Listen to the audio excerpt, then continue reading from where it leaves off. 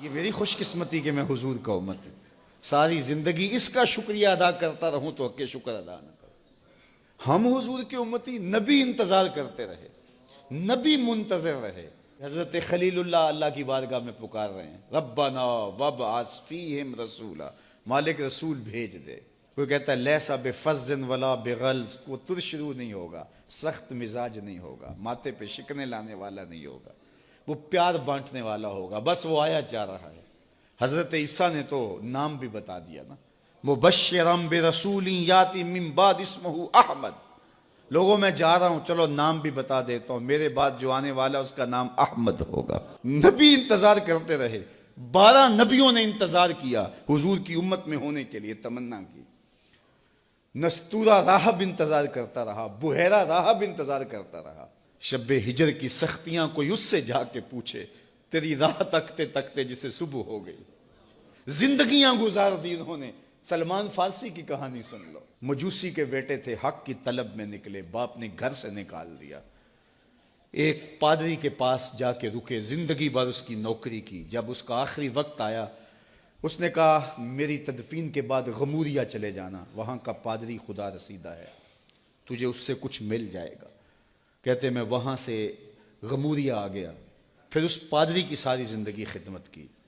جب وہ مرنے لگا تو اس نے کہا کوئی ایسا شخص نہیں ہے جس کے پاس اب میں تجھے بھیجوں، لیکن نبی آخر الزمان کے ظہور کے لمحے آ گئے ہیں، تو یہاں سے یثرب چلا جا، وہ اس نبی کی ہجرت گاہ ہوگی، تیری زندگی سنور جائے گی، تو نے بڑی محنت کی ہے، بڑی نوکری کی ہے میری۔ کہتے ہیں میں نے اس کو کہا کہیں ایسا نہ ہو میں دھوکہ کھا جو مجھے کوئی نشانی بتا دے۔ اس نے کہا 3 نشانیاں ہیں، ایک صدقہ نہیں لے گا، دوسرا ہدیہ رد نہیں کرے گا، تیسرا 2 کندھوں کے درمیان مہر نبوت ہو۔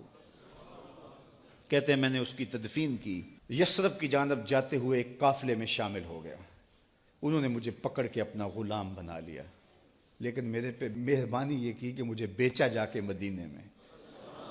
ایک یہودی نے مجھے خرید لیا، میں اس کے باغ میں گوڈی کرتا تھا، کام کرتا تھا، کھجوریں توڑتا تھا، لیکن میں انتظار میں تھا کہ کبھی وہ نبی آخر الزمان آئے تو مجھے دید ہو، کبھی عرش پر، کبھی فرش پر، کبھی ان کے در، کبھی در بدر۔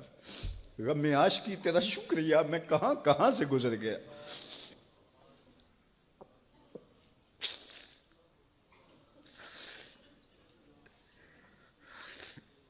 کہتے ہیں ایک دن میں اپنے باغ میں کھجوریں توڑ رہا تھا کہ ہواؤں میں مستی پیدا ہو گئی اور ہر سمت سے طلع البدر علینا کی صدائیں گونجنے لگیں۔ میں سمجھ گیا کہ وہ لمحے آ گئے، میں نے چھلانگ لگا دی اور دوڑ پڑا۔ میرے آقا نے سمجھا شاید غلام بھاگ گیا، اس نے دوڑ کے مجھے پکڑ لیا۔ میں نے اس کو کہا کہ میں نوکر تیرا ہی ہوں، لیکن دل نوکر کسی اور کا ہے، میں بھاگوں گا نہیں، مجھے جانے دے۔ میں کچھ کھجوریں لے گیا تھا صدقے کی نیت سے، جا کے حضور کو پیش کی۔ آقا کریم نے فرمایا ہم نبی صدقہ نہیں لیتے۔ کہتے ہیں نشانی ایک پوری ہو گئی۔ کہتے ہیں کہ میں کچھ دنوں کے بعد اور کھجوریں لے گیا اور میری نیت ہدیہ کی تھی، میں نے پیش کی، حضور نے قبول فرما لی، لیکن میں بھی کہتا تھا تیسری نشانی بھی پوری ہو لے تو پھر مانوں گا۔ اور وہ کیا تھی؟ 2 کندھوں کے درمیان مہر نبوت۔ کہتے ہیں ایک دن حضور میرے باغ میں آئے اور آقا کریم نے اپنے مبارک کندھے پہ چادر رکھی ہوئی تھی اور چادر کی اوٹ میں مہر نبوت چھپی ہوئی تھی، اور میں پیچھے ہو کے دیکھتا تھا، اور میری آرزو یہ تھی کہ کوئی تیز جھونکا ہوا کا آئے اور چادر ہٹ جائے اور میں مہر نبوت کی زیارت کر لوں۔ حضور میرے ارادہ قلب سے آگاہ ہوئے، فَأَلْقَى إِلَيَّ رِدَاءَهُ، حضور نے چادر اتار کے میری جانب پھینکی اور پھر ایسے رخ کر کے فرمایا انظر الی ما امرت بہ، اس پادری نے جو بتایا تھا دیکھ لے آ کے۔ تو کہا میں نے دیکھا کہ حضور کے کندھوں کے درمیان۔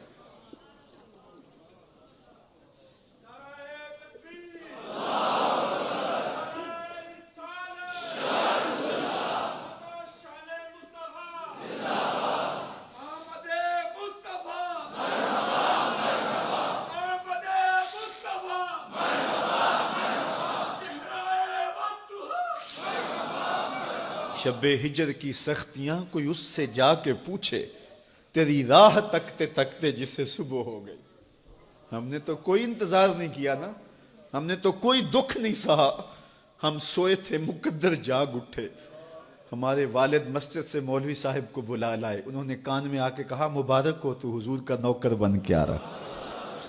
میرے والد گرامی ایک شعر جھوم کے پڑھا کرتے تھے, محمد جانے جانا ہے پیغمبر ہو تو ایسا ہو, رسولوں کی بشارت سے مبشر ہو تو ایسا ہو, امر توقیر کا سب کو موکر ہو تو ایسا ہو, کیا ہم کو غلام ان کا مقدر ہو تو ایسا ہو. میں اپنے مقدر پہ قربان نہ جاؤں, آپ اپنے مقدر پہ نثار نہ جائیں. ہمیں وہ نبی ملا جو نبیوں کا نبی. بنو سعد کے مقدر بھی جاگ اٹھے. اللہ اکبر, کیا وہ خوش نصیب وادیاں تھیں, کیا وہ خوش بخت پہاڑ تھے بنو سعد کے, جہاں حضور نے زندگی کے ابتدائی سال گزارے. اللہ اکبر. حضرت حلیمہ سعدیہ کہتی ہیں جب میں حضور کو گھر لے گئی تو میرے گھر میں روشنیاں آ گئیں. باقاعدہ عورتوں نے کہا حلیمہ تو اتنی امیر ہو گئی ہے رات کو بھی دیا نہیں بجھاتی. بڑے امیر کبیر گھرانوں میں بھی رات کو لوگ دیا بجھا دیا کرتے ہیں, لیکن تو اتنی ہی امیر ہو گئی ہے کہ رات کو بھی تیرے گھر کا دیا نہیں بجھتا. تو حلیمہ سعدیہ نے کہا آؤ میں تمہیں بتاؤں میرے گھر میں دیا کون سا روشن. باقاعدہ ہم جولیوں کو بلایا, پالنے میں حضور تھے, اشارہ کر کے کہا ما کننا نحتاج الی السراج من یوم اخذناہ, جب سے یہ پیارا گھر آیا ہے میں نے سارے دیے توڑ دیے. دیے کی ضرورت نہ مشعل کی حاجت, عجب روشنی تو نے پائی حلیمہ, بڑی تو نے توقیر پائی حلیمہ, بنی تو محمد کی دائی حلیمہ. کہا ما کننا نحتاج الی السراج من یوم اخذناہ, جب سے یہ پیارا گھر میں آیا ہے میں نے سارے دیے توڑ دیے. جہاں روشنی چاہیے ہوتی ہے حضور کو اٹھا کے اس کمرے میں لے جاتے ہیں, وہاں انوار پھیل جاتے ہیں, روشنیاں پھیل جاتی ہیں. کیسے اجالے پھیلے, کیسی روشنیاں پھیلیں. حلیمہ دا چھپر کھجوری دے تھلے, حوراں وچھالے نوری مسلے, فرش تو عرش تک پہ گئی دہائی, حلیمہ نے لٹ لئی خدا دی خدائی. اللہ اکبر. وہ سارا دن تو صحراؤں میں گھوم لیتی تھی, اسے جب بھوک لگتی تھی لبوں کو چوم لیتی تھی. بخت جاگے حلیمہ سعدیہ کے حضور ان کے گھر آئے. اللہ اکبر. جدھر سے گزرتے گئے نور پھیلتا گیا, انوار پھیلتے گئے.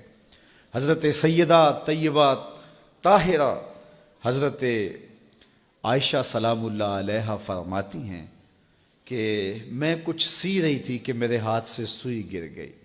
اب حضور کے گھر میں دیے میں جلانے کے لیے تیل بھی نہیں تھا, میں پریشان تھی, سوئی گر گئی. اتنے میں حضور تشریف لائے. حضور مسکرائے, کہتی ہے میں نے گمی ہوئی سوئی تلاش کر لی.